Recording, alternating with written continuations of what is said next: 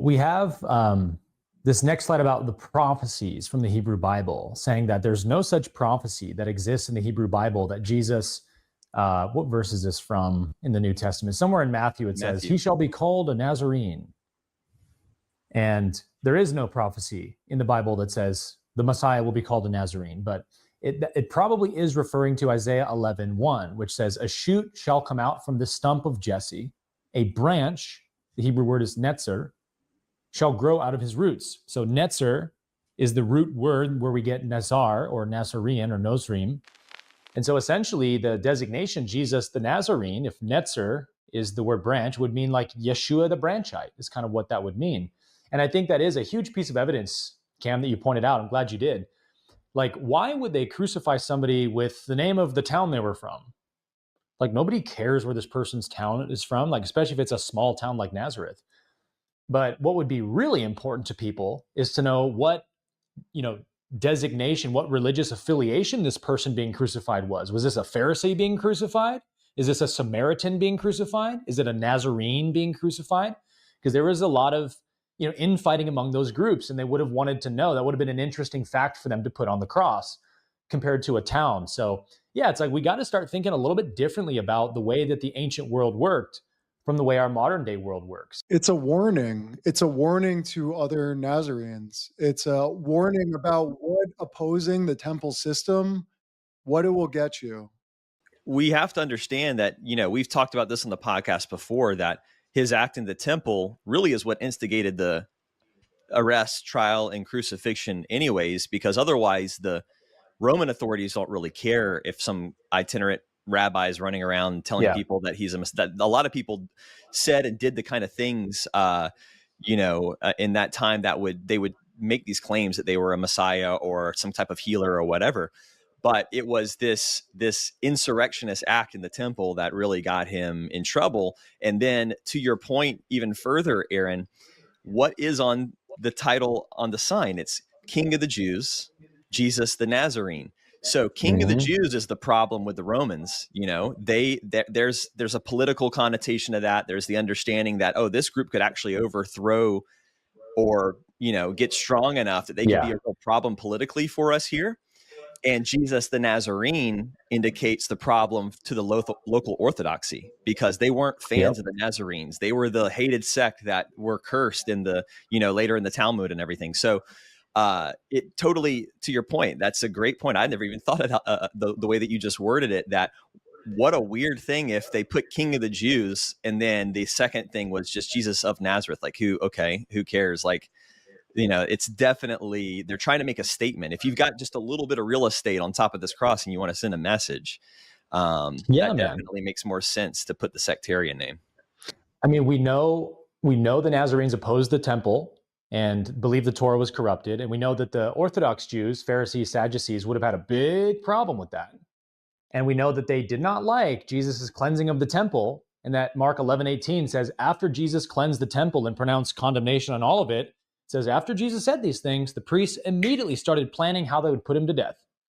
And so when you see this sign above Jesus, Jesus the Nazarene, here hangs Jesus the Nazarene, they're really trying to crucify the ideology. That's what the sign is for. It's like, we are nailing this belief system that we hate to this is a Nazarene being crucified. I mean, that actually makes sense why you would write that on someone's crucifixion rather than, that's Aaron from San Jose. Yeah, it's what is he guilty of being? No one's guilty of being where they're from. He's guilty of being a Nazarene. Yeah, they usually use a description. Like if someone deserts a unit in a war and they're executed, it will say deserter. If someone is, they want to indicate what the ideology or action or mindset was that led to their death. Yeah. Not some podunk town that no one would have heard of Nazareth. We're going to get into it later, but there's no mention of it in the historical text before 200 AD? Yeah. Yeah. Well, so we debated this point, Cam, with Stephen and Wes a little bit, or actually it was in our response video to Wes and Stephen's video about Stephen was trying to pick apart this quote we pulled out of Epiphanius here, talking about the Nazarenes were the first Christians, and they also had another designation for a short period of time, the Jessians.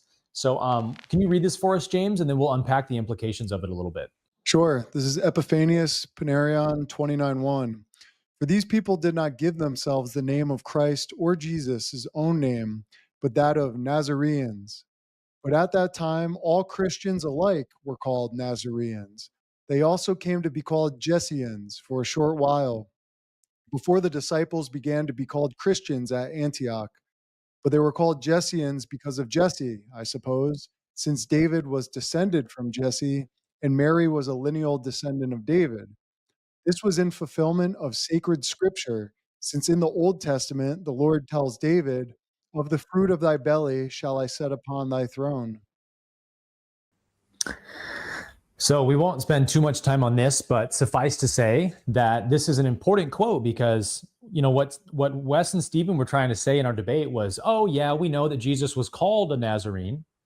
And we have these later sects of the Nazarenes, Ebionites from the 2nd century on, but they're totally not related.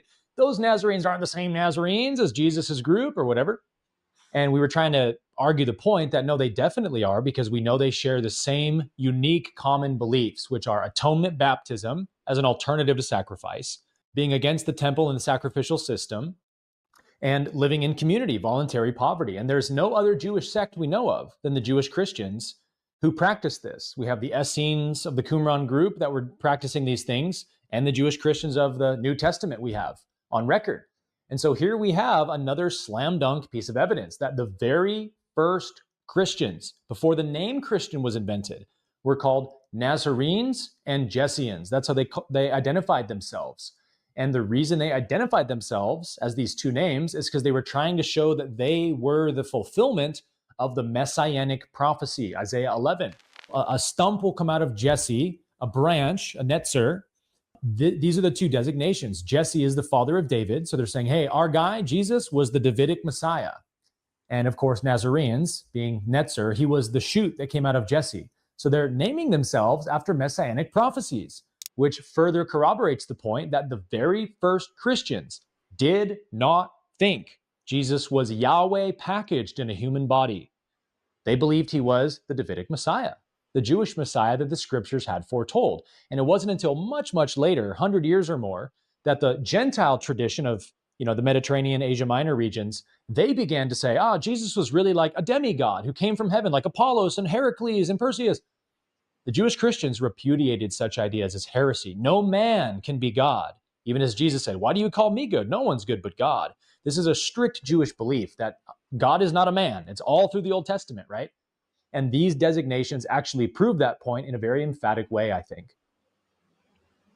Yeah, and just to add to that, I mean, Epiphanius, you know, has a really hard time with origin stories, and we'll see that through some more of these slides. He's always kind of fumbling around trying to understand where these people came from and what their names actually are. And thankfully, he preserves a lot of truth throughout it, but we have to kind of take some of his naming and designations with a grain of salt and see through the cracks of what he's saying. But what's so great is that he's acknowledging that they were called Jessians for a short time. And again, like you mentioned, Stephen in his follow-up video after our debate was really trying to hang us up on that note without realizing that it's actually a greater proof to the point. And an even further proof to the point is that it shows the Jessians and the Netzer, the branch coming from Jesse, the Jessians, the Nazarenes. It's all referring to the same prophecy. And it shows that like a town of Nazareth is kind of unnecessary with this understanding. Like Jesse is a person, and just like Israel was a person, and Israel became known as the nation of Israel after the person. Judea became named after the person of Judah. So they're utilizing these prophetic names and these tribal ancestral designations. So clearly, if there was ever at some point, early or later, a town called Nazareth, it would be named that after the Nazarenes and after the branch and after that prophetic movement. They wouldn't go out of their way and designate themselves based off of some random little place. It's the other way around for sure. It's the same way in the United States. I'm in Austin. It's named after Stephen F. Austin, one of the founding fathers of Texas. You know, all over the world, that is always the case. The town name is named after someone or a group.